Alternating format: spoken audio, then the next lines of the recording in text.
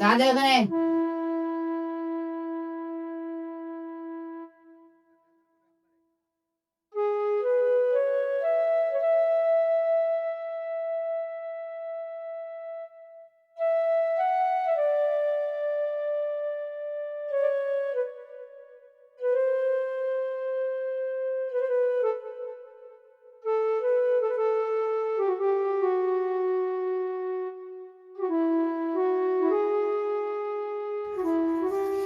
ওই ওই রাজু, কই থেকে এই ভিখারি টিখারি ঢুকলো রে বস্তা রাস্তা নিয়ে দোকানের ভিতরে? কাকু আমাকে কিছু খেতে দেবা? দুদিন ধরে না খেয়েছি। আরে বেটা, খাওয়া চাইলেই তো পাওয়া যায় না, কিছু পাইতে হলে কিছু দিতে হয়। তোর আমি খাওয়া দিন কে লেগে? কাকু আমার কাছে তো কিছু নেই, আমি কি দিন? কিছু নাই ঠিক আছে, তবে তুই আমার দোকানে কাজ কর, কাজ করবি, খাওয়া পাবি, সঙ্গে কিছু টাকাও দিব। আচ্ছা ঠিক আছে, আমার কি কাজ করতে দেবা? বেশি কিছু নাই, কাপ প্লেট সাপ্লেট ধুবি, যা বস্তাটা বাইরে রেখে আয়, আর কাজ কর যা। কাপ প্লেট সাপ্লেট গুলা ধু, কাস্টমারকে খাবার টাবার দে, যা। আচ্ছা কাকু ঠিক আছে, আমি সব সব কাজ করবো। আগে আমার কিছু খেতে দেবো, খুব খিদে পেয়েছে। যা যা খেয়ে নিবি, যা বস্তা টস্তা রেখে যা।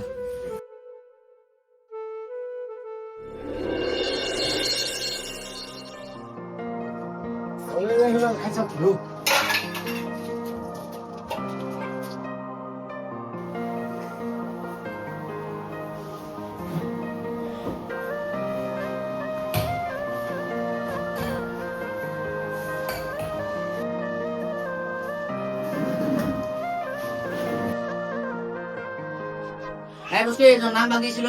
মুন্না। দেখ তো টেবিলে কি খাই দে।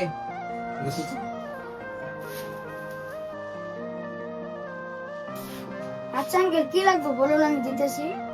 চা কেটনি।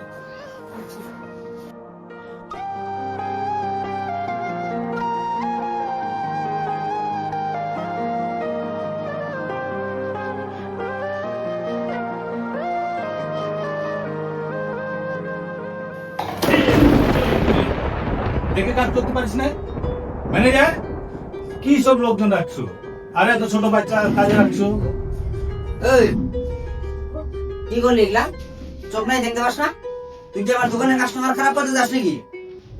তোর মতো প্রয়োজন নেই সেলফম্যান আমার, যা বেরিয়ে যা।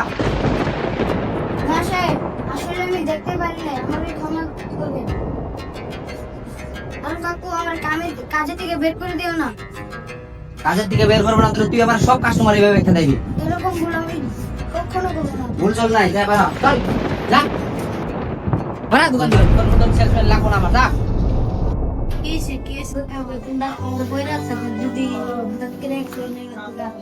তোমার বাড়ি ঘর কই? আমার বাড়ি ঘর নাই, বাবা মা মরার পরে থেকে আমি খোলা আকাশে আমার বাড়ি। কি বলো, তোমার কেউ নাই? চলো তাহলে তুমি আজকে তোমার বড় ভাই। আমি তো ঘুরি। হ্যালো, ঘুরি বলে কি? তুমি আজকে তোমার বড় ভাই, চলো।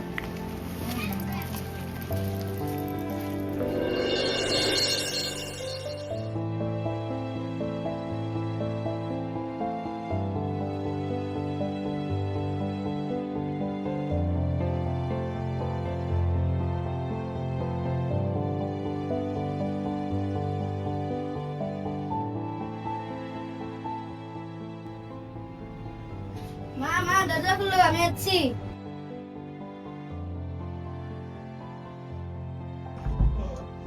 ও বাবা রিবেল, এসো এসো।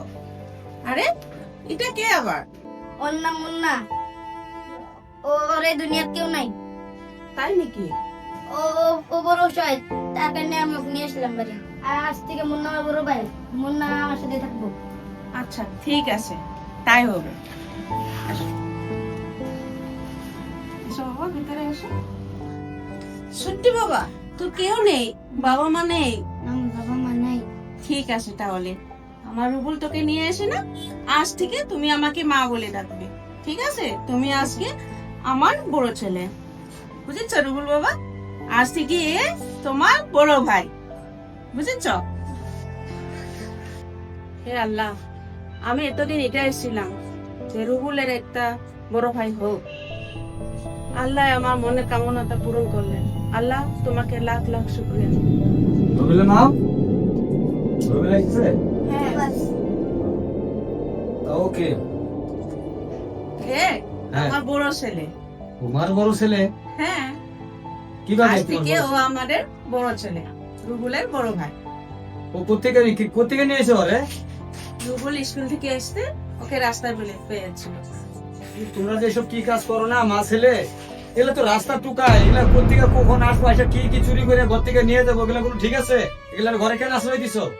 আর আপনি থাকেন তাছাড়া তো। এদের কি জন্ম পরিচয় কি আছে? আপনি চুপ থাকেন, ঠিক আছে সেসব আমি বুঝবো। বাবা তোরা যাও, হাত পা ধুয়ে আসো, আমি ভাত দিতেছি।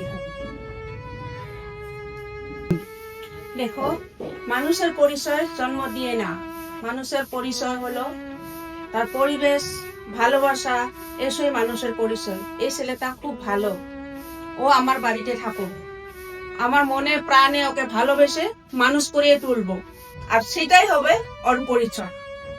ঠিক আছে, তোমার যেটা ভালো মনে করে সেটাই করো, কিন্তু পরে কিন্তু আমাকে কিছু বলতে পারবে না। হবে, ঠিক আছে, আমি হাত মুখ ধুয়ে আসি। আমি কিছু বলবো না, যাও ঠিক তোর আছে। হাত পা ধুয়ে আছো। ঠিক আছে, ঠিক আছে। কই গেলা রবিলের মা? রবিলের মা, পানি নিয়ে আসো তো। হ্যাঁ আছি।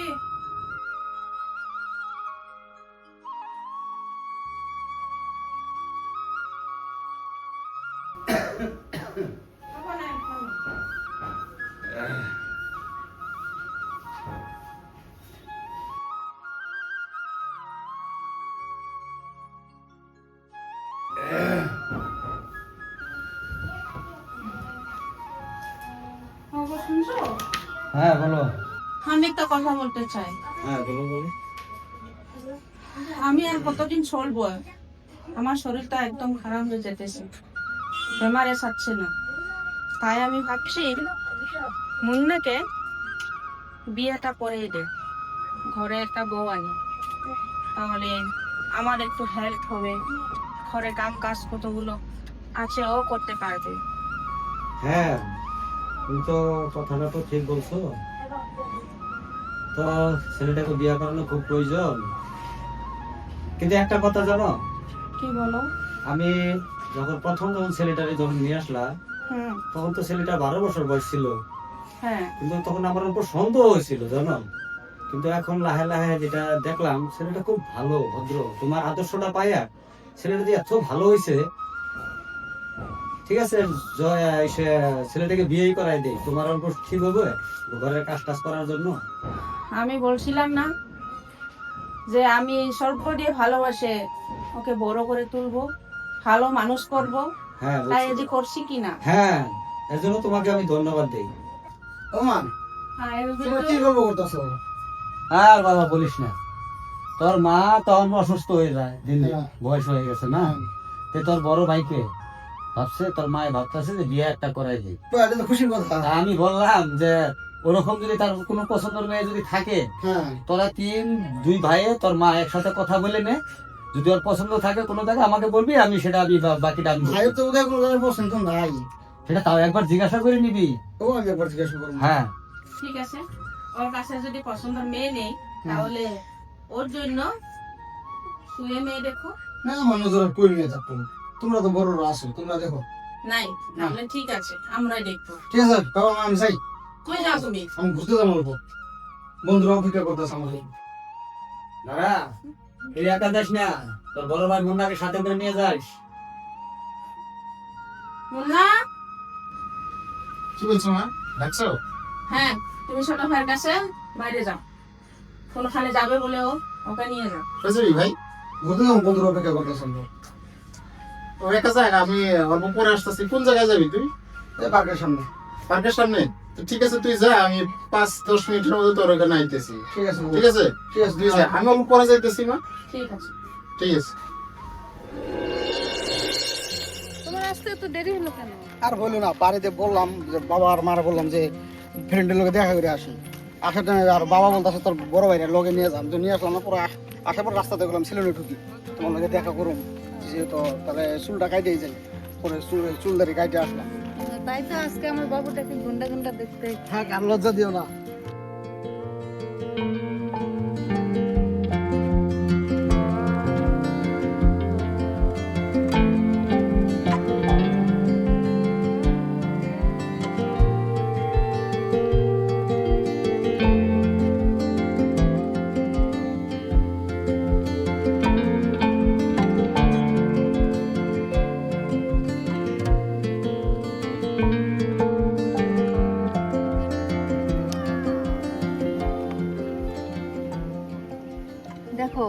তো বাড়িতে বলো তোমার আমার ব্যাপারটা।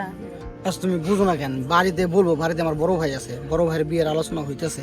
দেখি এখন মেয়ে দেখতেছে, মেয়েটা দেখুক, আগে বিয়েটা হোক, তারপরে তো। তোমার বড় ভাই কতদিন বিয়া করব না করব, আমি ওটার জন্য ওয়েট করে থাকবো নাকি?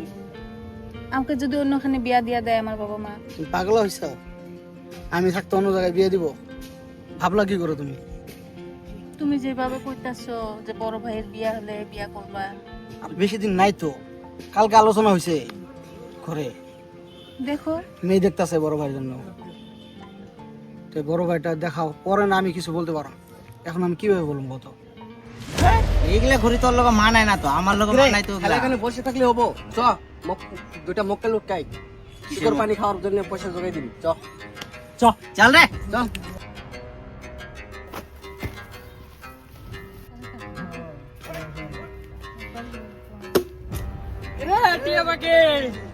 ওই কি ফালটামি করতেছিস তোরা? কিরে বন্ধু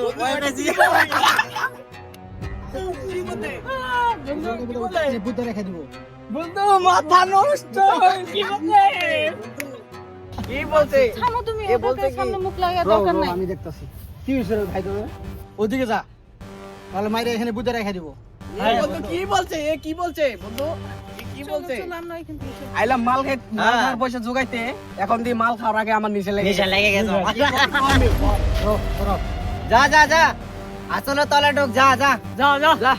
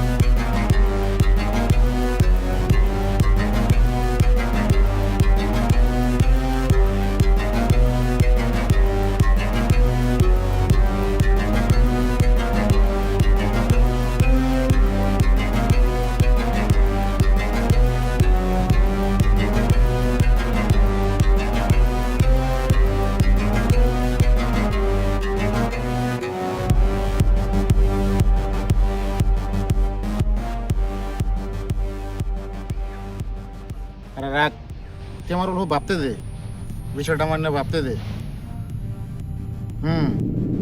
এই খুন তুই করিস না, এই খুন করেছি আমি।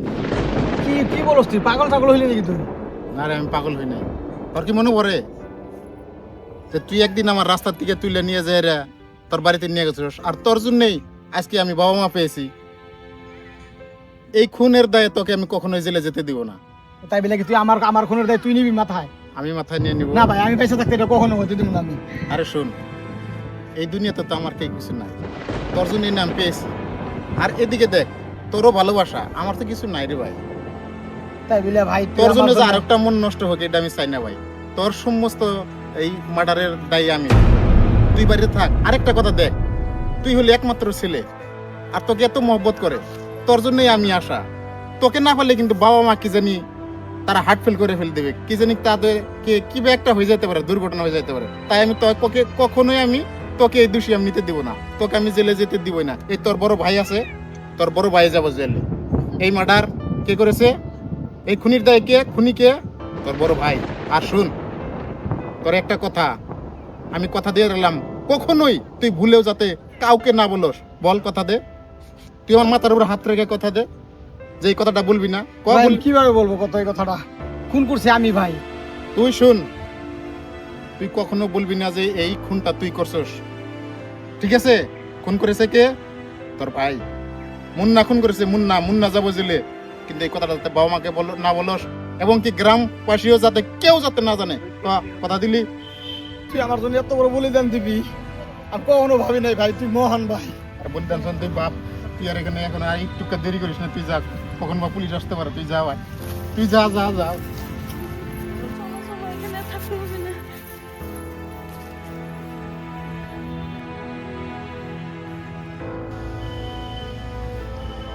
Hands up.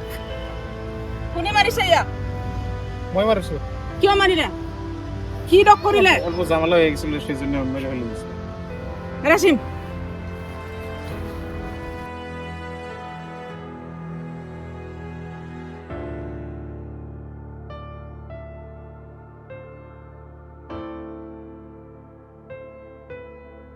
হেল্ল' ভদ্ৰলোক, ইয়াত এটা খুলি হৈছে, পষ্টমৰ্টম কৰিবলৈ ফৌজি পঠাই দিয়ক। য়েছ য়েছ ছাৰ, হয়, ইমিডিয়েটলি, ওকে গো। সুপ্রিয় দর্শক, আপনারা দেখতে পেলেন ছোট ভাইয়ের খুনির দায়ে বড় ভাইকে পুলিশে অ্যারেস্ট করে নিয়ে গেল।